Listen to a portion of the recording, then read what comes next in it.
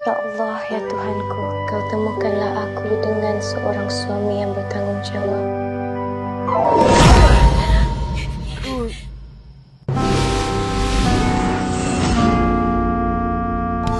Sayang, jom kita selfish. Selfish? Ha. Sayang, siapa orang ketiga ni? Berapa kali dah Abah cakap jangan berkawan dengan budak bermasalah tu. 1,000 mana aku nak cari? Mati aku mau mati.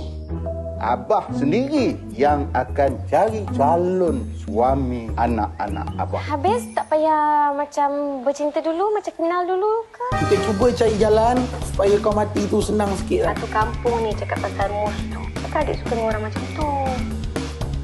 Apa ni? Semua singgit-singgit je. Kau ingat kita pecah tabung apa? Tabung amanah rakyat. Awak dah musnahkan cita-cita saya. Dan yang paling penting, awak dah hancurkan hati abah saya. Pusing. Buat apa? Pusing. Dah pusing kan? Ha? Badan kau cutting model kan? Kau pasal macam ni? A'udzubillahi minasyaitonirrajim.